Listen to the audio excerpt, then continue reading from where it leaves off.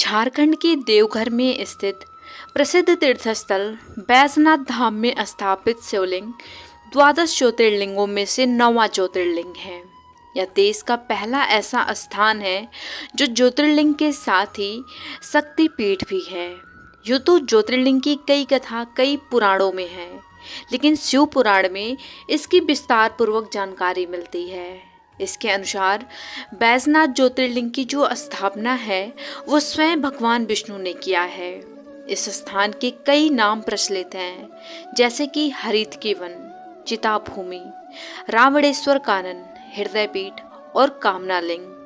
कहा जाता है कि यहाँ आने वाले सभी भक्तों की जो मनोकामना है वो पूरी होती है, इसलिए मंदिर में स्थापित शिवलिंग को कामना लिंग भी कहते हैं। इसके अलावा इस धाम को अन्य कई नामों से भी जाना जाता है। तो चलिए इस वीडियो के माध्यम से हम इन सारी बातों को जानते हैं। तो नमस्कार दोस्तों, मेरा नाम है प्रियंका पांडे और आप सभी का स्वागत है आपकी अपनी यूट्यूब वर्ल्ड हिस्ट्री चैनल पर। बैजनाथ धाम देवघर को हृदय पीठ के नाम से भी जाना जाता है। पौराणिक कथाओं के अनुसार राजा दक्ष ने अपने यज्ञ में भगवान शिव को नहीं आमंत्रित किया। यज्ञ के बारे में पता चला तो देवी सती ने भी वहां जाने की बात कही।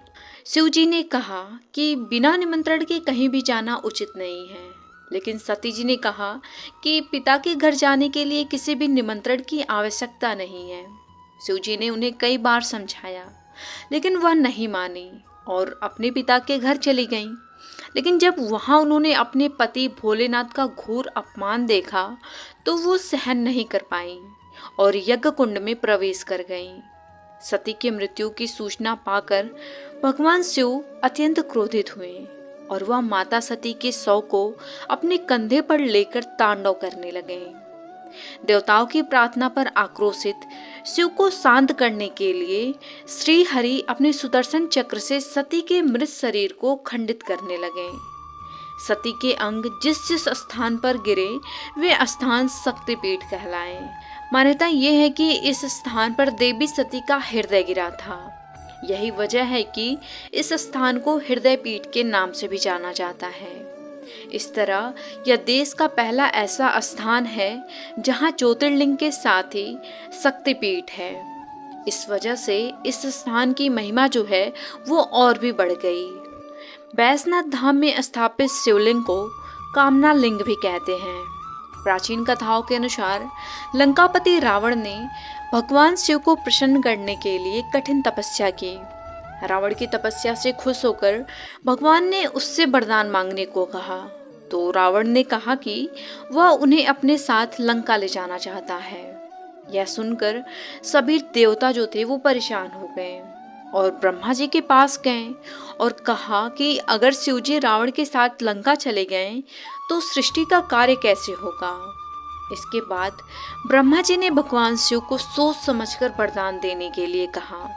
इस पर शिव जी ने रावण से कहा कि यदि तुम मुझे लंका ले जाना चाहते हो तो ले चलो, लेकिन मेरी एक शर्त रहेगी। तो रावण ने कहा ठीक है। तब भगवान शिव ने रावण से कहा कि जहाँ भी मुझे भूमि स्पर्श हो जाएगी मैं वहीं स्थापित हो जाऊंगा। इस बात पर रावण सहमत हो गया। भगवान ने एक शिवलिंग का रूप धारण कर लिया। इसके बाद रावण शिवलिंग को लेकर जा रहा था। इसी दौरान भगवान शिव ने रावण को लघुशंका की इच्छा जगा दी। काफी समय तक बर्दाश्त करने के बाद रावण ने एक चरवाहे को शिवलिंग पकड़ाकर लघुशंका करने लगा। इसी समय भगवान ने अपना वजन बढ़ा दिया और इससे चरवाहे ने रावण को आवाज लगाकर कहा कि वह अब इस शिवलिंग को उठाए नहीं रह सकता। रावण लघुशंका करने में व्यस्त होने के कारण सुन नहीं पाया।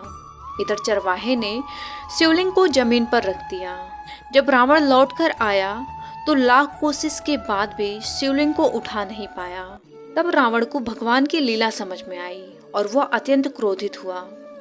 कथा के अनुसार इसके बाद ब्रह्मा, विष्णु और अन्य देवताओं ने आकर उस शिवलिंग की पूजा की और शिव जी के दर्शन होते ही शिवलिंग को उसी जगह पर स्थापित कर दिया। तभी से महादेव कामना लिंग के रूप में देवघर में विराजते हैं। तो अभी मैं पंचशूल के बारे में बताने जा रही हूँ।